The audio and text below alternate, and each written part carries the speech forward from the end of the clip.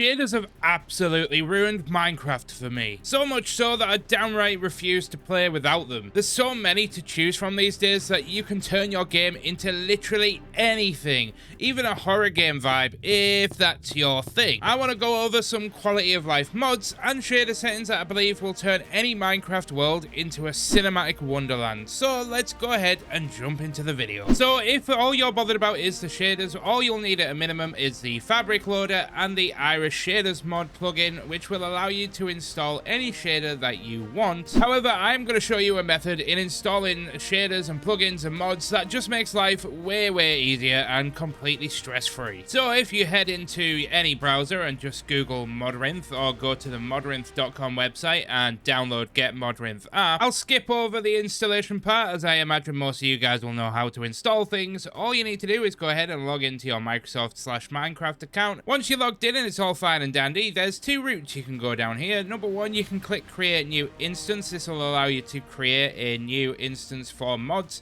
and plugins to be installed too, where you can give it your own name. You can choose what mod loader you want. As you want in shaders, I'd probably recommend Fabric, and choose the game version, where you'll probably want to choose the latest game version right here. And this is kind of important as it will help you find the mods which are available for this version of the game, and you can also upload your own custom icon if you want to, or you can import from file or import from other launchers, and then all you want to do is just give it a name. So let's just call it Minecraft for now, and you can hit create and you will have your very own thing created here in the corner. Now there is a much easier way of going about this, which I will show you in just a second, but you can go ahead and hit play, and I always recommend doing this before installing mods just to make sure that it installs all the necessary files. So as you can see in the bottom here, we have indeed got the Fabric mod installed as it says Fabric, and this is how you'll know if you're installing this individually without the use of Modrinth how it is worked. However, that does mean we can now close this and head back to our Modrinth window. So with our instance here, we're going to want to head over to this little compass icon, hit discover content, and this is where you're going to have the freedom to kind of browse all of the mods, resource packs, data packs, and shaders that you want to install into your game. First and foremost, straight away, I recommend throwing Irish shaders on there, as I mentioned in the very beginning. So we're going to go ahead and press add to instance and install it to our Minecraft instance, and that should be as easy as 1, 2, 3. And then that's all you need to do in order to have shaders installed. Now I'm going to throw a very quick disclaimer out into the world. These results may vary because this is just my opinion and what works for me. It's not going to work for everybody, and your results may be different than what I get with mine. But again, this is just my opinion, and I'm just trying to help a few people who may just be getting into the modding scene for the first time. If you've got any ideas that might help anybody else, feel free to leave them in the comments down below. Because as a predominant hardcore player and an aspiring builder, I like to use very minimal impact mods in terms of things that will impact the frame rate and potentially corrupt the world. So I tend to personally avoid adding too many ambience mods to the game, but if you want a good quality of life video that will give you enough mods to completely overhaul your vanilla experience, I recommend this video by Disruptive Builds. It's incredible. But I'm now going to show you exactly what I do. So jumping back into the Minecraft instance, I have downgraded to 1.21.4 just for the sake of this video, as not much was available for 1.21 at the time of recording this, but in the time that you're doing this, there could be more available, so definitely check the latest version. But all you want to do is just head to your instance, click install content button here, and this is going to take you to the mods and the areas where you can basically just go ahead and install each individual segment individually to your instance. So the first thing that I would recommend throwing on here is the Fabric API. Not necessarily 100% needed, but it does help some mods just work a little bit better with Fabric, so it's definitely worth throwing on there. First up in the list is entity culling. The reason why this is important to your instance for me is because it reduces a lot of the entities that you aren't currently looking at, and this includes block entities such as chests, and it basically just helps increase FPS on your game by a fair margin, so it's definitely worth having. The next one that I always go to is Ferrite Core, which is basically some memory usage optimizations, nothing major, but it definitely helps with performance a little bit. Then I would jump on to something like Immediately Fast, which just helps the immediate rendering in Minecraft. Then there's a bunch of other ones that you can go to, such as Modrinth and some others. But that's about all of the performance ones that I generally use for the moment. Now, the reason why I've showed you how to install these things individually first is because that's the route I have now gone down, because one thing that I did find with using pre-made packs is that they took a long time to update to the current version. So by learning how to do it all individually, you're setting yourself up to understand how all of this works so that you can update your game faster when the new updates drop. Which very quickly I thought I'd just throw out there that updating your instances is as easy as just pressing update all, and that will update it to the latest version of each plugin. And you can also update your mod pack to the current version by going to installation, changing the game version, and then hitting it right there. But obviously this will cause some issues if all of the plugins aren't individually updated. But let's say for argument's sake you really aren't in the mood to go through and sift through all of these mods and do this all individually. There is actually a mod pack which has already been put together for you. All you need to do is head to the Discover Content tab, and straight away it's at the top. You might need to sort it by downloads because it is always the #1 downloaded pack on the Modrinth launcher, but all you have to do is just hit Fabulously Optimized and click install, and this is going to install it as a mod pack on your system. However, I already have this. So heading back over to the home tab, you will see that it will now be on your home page as long as you've installed it correctly, where you can go ahead and take a look at all of the mods that are actually available on this pack. You can see that there is some entity model features. There's a few other added things, but like I said, I don't really tend to use this version now as there's far too many mods. You can disable them, but it just means that you have to wait longer whenever a new update drops. As you can see, if we hit update pack, all of the mods at the moment are in alpha stage, which means that they can cause issues and lags, and in a hardcore world that's not particularly fantastic. But this does, however, come with the shaders pre-installed. So with all of the performance mods installed, I will give it an honorable mention and a shout out to the Distant Horizons mod, which drastically improves the render distance of your world, which helps add that cinematic feel. So for the sake of this video, I have installed it just so I can show you what it's like. And once again though, this will not function very well on lower end PCs, so I would probably recommend leaving this mod out if you are on a lower system, but you can always give it a try if you're going to use something like Fabulously Optimized. But we can now boot up our custom instance, and I'm going to go ahead and make a brand new world and load into it. You can see that the distance horizon has drastically increased the view distance of our world, and if I hit F3, you can see in the top left there that we are actually now pulling roughly around about 400 FPS, which for Minecraft Java version is pretty insane, considering we're also running the Distance Horizons mods. But now we're going to go ahead and move on to the shader settings part of this video, which I'm sure most of you have been looking forward to. So we head into options, video settings, shader packs, and shaders should be enabled, but you need to go ahead and select the one that you want to apply and hit the apply button, and it will take a second to load. We're all ready. The shaders are doing an incredible job at just transforming the world and adding this kind of subtle glow in the distance and just overhauling the light and everything. And by hitting F3, you can also see that the performance has now drastically been impacted, as we've dropped all the way down to around about 70 to 80 frames per second. So let's see if we can optimize this and help the frames just jump up a little bit more. Where before we even start messing with the settings, we need... Hold on.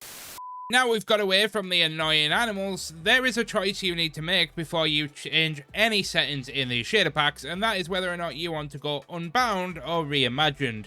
Reimagined, as you can see, is more of a sort of cartoony style approach to the game, whereas Unbound is a more fantasy realism style of approach to the shaders. Both are great, but it's just personal preference. I prefer the Unbound one because I like the more realism, hyper-realism side of the shaders. However, you might prefer the more cartoony approach. And hopping back into the settings, this entirely depends upon your system, but the first thing you may want to do now that you've chosen your visual style is change the profile to high, ultra, or potato, or very low, or medium. You can cycle through these to figure out left and right click which one is best for you. You can go for low if you're on a low-end PC, which will reduce everything all the way down, and then you can actually work your way up from there to figure out what things you can improve upon and change to you know, find that sweet balance between performance and the shaders settings that you want. But as you can see, I'm now back up to 120 FPS, so we've essentially doubled it just by dropping the actual shader profile. So this is one option if you're on a lower end PC. So heading into our first menu, looking at the performance settings of the shaders, I haven't touched any of these in my own world. The one thing I maybe would consider lowering is maybe the cloud quality, but of course these are the settings based off of the high profile. If you wanted to lower them, but then you maybe wanted to have the clouds back on, or you maybe wanted to increase the shadow distance of the shadows that are casted by objects, or you wanted to decrease it again if you're working underground, then of course we can drop this down to about 5 chunks, drop the cloud quality to low, probably keep the detail and the light shaft quality to medium, but again, this is something you could drop to low, especially for those dwarven fellows out there that like to build cave bases, as light shafts, unless you're me, aren't really necessary for underground work, so you could probably, again, drop that down to low. Jumping into the camera settings of the menu now, there's a few options in here that you can play with if you want to. Again, I don't play with these, but there is some which can help make your world feel that little bit cooler. Of course, you can turn lens flares to sun and moon or sun only. This adds these cool lens flares when you're staring at the actual sun. Some individuals also like to add motion blur, which basically makes it so that when you move around, there's a subtle motion to the world as you turn, and it can kind of help add a weird sense of realism to looking around, but I don't personally like it, so I don't really use it all that often. And the final option in here really that you could do with toying around with is under world blur, the sub menu, you can turn on world blur, which basically gives you the option to have depth of field, or you can have distance blur. It's entirely up to you. Distance blur can work really well when you're using things like Optimised, but as you can tell, you can adjust the strength of it, but again, it does help kind of add that shallow depth of field and just adds that kind of more cinematic feel. This is great for if you're taking screenshots of buildings and things, but all in all, these settings I just genuinely don't touch much and wouldn't really recommend anybody else doing so either. Now we're going to move on to the lighting settings of the shader pack, where there is a few settings that I will recommend that you play around with and see if you enjoy. First is the dynamic handheld lighting. This one basically allows you to emit light with things like torches held in your offhand. This is fine on normal, but you can turn it off, or you can make it a little bit more subtle if you don't want to feel like you're completely cheating in the game, so you can just have it so it's like a very subtle glow. But I just keep that on normal. As somebody that records, it's very useful, and again, this setting is more for people that are going to be making content. But the other one that I recommend is turning cave lighting all the way up to extreme brightness, as it is pretty self-explanatory what it does, but being inside caves and things, it basically just gives it a much brighter feel. Once again though, this is one of those content creator choices. This is where you may want to opt for something that looks a little bit more like this, which I kid you not is just Minecraft's default lighting level, which I apologize for the people that can barely see anything. But would you believe it or not, that's not actually the darkest setting. You can set it 2 settings lower and it just adds a much more immersive caving experience. So again, this is where you're going to have to use your own discretion to figure out what you want and go with that option. But for me, I prefer full brightness, just more from a content creator's perspective, but I must admit, I do like the idea of being in a pretty dark and dingy cave, just building and surviving in a cozy dark dungeon. But yes, please don't judge me, I am indeed a dwarf. So jumping into the last couple of settings here, player shadow in lighting is something, again, personal preference. I tend to keep that on, but if you are a content creator, you may want to turn this off, as taking screenshots and things for thumbnails can be a little bit annoying when you've got your player shadow in there. I just keep it on, but that is something that you could probably turn off, especially if you're more worried about the performance. And the other major one within the lighting section that I would really play around with is, I do have this off personally, but you can toy around with having on block light flickering. This is simply, as it says, allows any block light to flicker with a sort of fiery effect. So if I go ahead and enable this right now, and press done, you will be able to see that there is a very, very subtle kind of campfire glow and flicker to the lighting going on. But if you want to see what this looks like all ramped up, jumping to putting it on 10, which is the most intense, you can get this hell of a disco ball effect going on with the flickering of the campfire. Again, this looks great with one block source and can be a cool little RPG touch, but trust me, when you start getting loads of lighting sources down inside your base, it turns into a disco very quickly. So again, turn it on at your own discretion. But from the main menu, we now jump into Atmosphere, and this is where the game can start getting fun with your customization of your world. So starting off with the Atmosphere color multipliers, you don't have to touch anything in here, but you can go through each of these sub menus and play around with it. I'm not going to go through each one as it is quite a sort of in-depth look into all of the color multipliers, and it's quite an advanced feature. Looking at the clouds though, this is where you can change the clouds to Unbound or Reimagined. If you wanted, say, the water to look like the Unbound style, but you really like the vanilla clouds, if you're weird, or if you really like the Reimagined clouds, then you can go ahead and change them in here. And you can go ahead and you can change the cloud altitude as well if you want to make them super high and just add a hell of a depth to your world and just make it feel way cooler. And I actually haven't played around with this, but I do like the idea of having kind of higher Unbound clouds. I might actually adjust this setting on my own world. And again, at the bottom there are the cloud settings for both, where you can change the cloud amount. And again, this is where if you prefer a clear sky, you can kind of drop the cloud amount down. I actually prefer quite a bit of cloud, as I do feel it adds a bit of atmosphere, and I like to increase the size a little bit. Then we can go ahead and apply that setting. Maybe that's a little bit too much, so we can turn that down just a little bit. And to me, that looks really, really cool. I love the kind of high up feel. It just kind of makes the world feel way more open and cool. I like that. But returning back, you can go ahead and look at the fog menu, and you can disable border fog if you don't really want to have the fog at the edge of your render distance. Again, I would probably recommend keeping this on as it does help with performance a little bit, but nothing else in here I really touch personally. Again, you can go over these and you can play around with them. That's entirely up to you.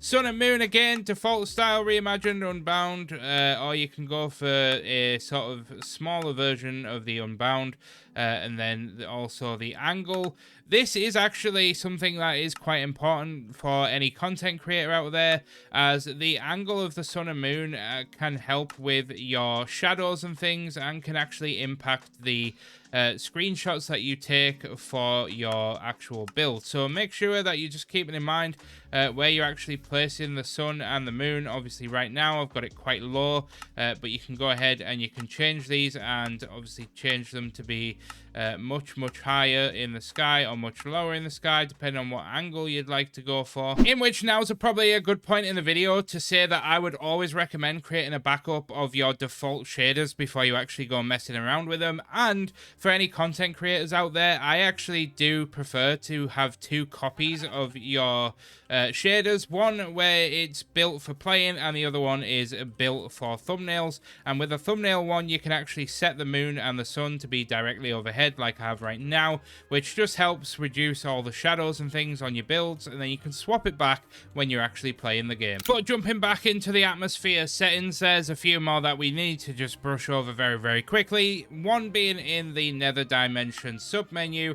I would strongly recommend turning this up a little bit to the higher view count in the Nether, and I would also strongly turn off Nether storms. This is probably one of the most infuriating settings for me personally, as it adds a sort of red hue inside of the Nether and just makes it really horrible to play in. I don't really enjoy it, so that's something, again, I'll let you decide, but I don't really like it. And possibly the best setting in the entire shader pack is the Aurora Borealis, as this is basically the Northern Lights, and this is the best, if not the greatest setting in this entire shader pack. What I would do is set it to Unbound, and I like to set it to every single night as normally it only happens in snowy biomes, but I like to have it on every single night. Then I like to have on the nebula, and I like to turn down the nebula brightness, and I like to have a high amount of stars in my world. As somebody that is a budding astrophotographer and a lover of space, this pleases my soul, and these are the settings that I tend to play on most of the time. And keeping rainbows after rain, it doesn't really impact all that much. If you like rainbows, then, you know, maybe have rainbows on always if that's your thing. Heading into the materials aspect of the shader pack is once again one of those high anticipated things which changes the way that you view your world drastically. First and foremost, one thing that I will address straight away is the PBR Plus materials. I do not use this. I don't like using this. Some people do. This is basically the feature that adds that kind of like fake pixelated depth to all of the blocks. If that's your thing, you can turn it on, and then here's the strength. Again, the coated textures, I don't use this, but this basically adds kind of like a very subtle grain to all of the textures and kind of just makes things feel a little bit more nitty gritty. If you like the darker, more grungy things, this could actually be a setting for you, but it's not really a setting for me. Glowing ores is something that I keep on default and have on at all times, but you can adjust the strength here if you want to, or reduce it. I kind of like it. It just makes mining ores and stuff that little bit better and magical, and kind of gives it a little bit more of a fantasy magical vibe. Glowing stuff is something that I do want to address real quickly though, as one thing that I actually turned off in this setting is the glow lichen glowing. And it's always on in enclosed areas, but I always turn this off, and this is because I use glow lichen for building, and it's actually a very useful tool for shading and texturing, especially when you're trying to blend cobble into moss. So this is something that I would recommend personally turning off if you are a builder. But if you're not a builder and you're just looking for a cozy atmosphere, then probably have this always on, but again, that's entirely up to you. I don't touch any of the other ones here apart from the glow armor trim. I like to have that on occasionally. It just kind of adds a nice little glow, especially having gold on my armor trim in my hardcore world. But jumping back to the main integrated PBR materials menu here, there is another feature which I actually experimented with earlier that I really liked, which was the improved glass. It basically just added a sort of a translucent layer over the glass and made it seem a little bit slightly foggy. It was very, very subtle, but I really liked it, so I'd probably keep that on. For the next part of the textures, I've come down to the water's edge, because as we jump into the materials list, the first thing you want to do is turn puddles on. This just adds a bit of an immersion, because rain is inevitable in Minecraft. We may as well get some nice fancy shiny puddles on the floor out of it, just to add that level of immersion to the game. You can turn this off. This is just personal preference. Water is where this things start to get real fun though. The one change that I would make is the opacity, and this is again entirely up to you, but I like to take the opacity all the way down in my worlds, because as a builder I like to build custom riverbeds, and you really get to see the color of the water, the riverbed designs that you do. So again, personal preference, but that's something that I like to do. Water foam intensity again is the foam that you see around the edges of the river, and this is entirely personal preference, but I like to turn that up a little bit because it is nice to see the foam. The water waving texture, now this isn't actually the waves, this is basically what makes it the water seem like the wind is pushing it around, and you can have this on or off. This is entirely personal preference. I just leave this on. Underwater color is where things can get interesting, because you can start to mix up colors to change the underwater color of the water. So if you want to go for like more of a greeny kind of murky color, you could probably bump up the greens a little bit, and that'll really help give the sense of jumping underwater is just green and murky. So if we go ahead and jump in real quickly, it should have a very subtle green tinge. So if you are somebody that likes to add sort of like a toxic green to your world and your water, then that could be something.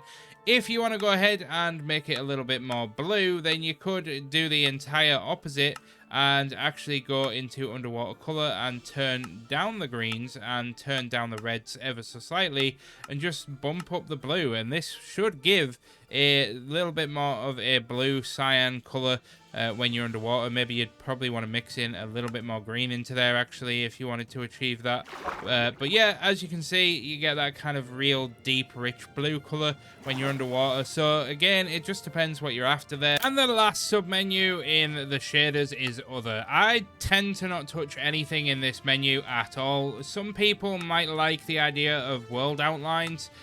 This basically adds these kind of like white lines to all of your blocks, and it kind of adds this like very subtle highlight to the edges. I'm not personally a fan, but it is something that you could play around with. Once again, it's one of those things where I can't really speak for everybody. I just don't really like it, but you could have it on, and you could maybe set the thickness to 2, and maybe turn the brightness up a little bit if you like that kind of like cartoony vibe.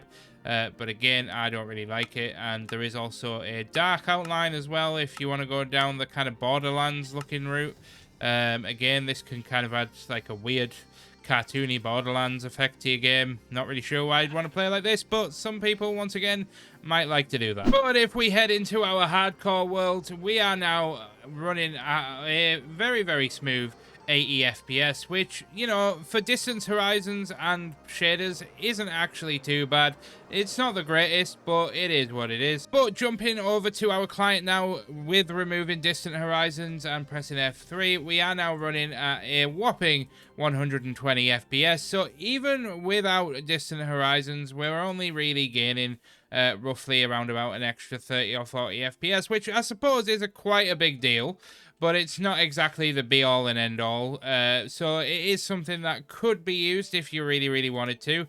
But of course, I am on a higher-end system. But I did just want to go ahead and thank you all for watching this video. I am currently away on a mini holiday, filming a travel vlog over in Prague, so unfortunately there was no hardcore episode this week, but I thought I'd go ahead and share with you my shader settings. And after this entire video, if you can't be bothered to go and do this all yourself, I will, of course, hopefully remember to add my own shader settings to a downloadable file in the description. But that being said, guys, I'm gonna go ahead and end the video there. I've been the Mike James, also known as It's Me, Mickey T, and I'll see you guys in next episode, hopefully next week at 6 PM GMT, and I'll see you guys then. I was gonna try and say goodbye in how they say it in the Czech Republic, but I'm actually kind of a bit clueless on how to say it, so I'm just gonna say goodbye.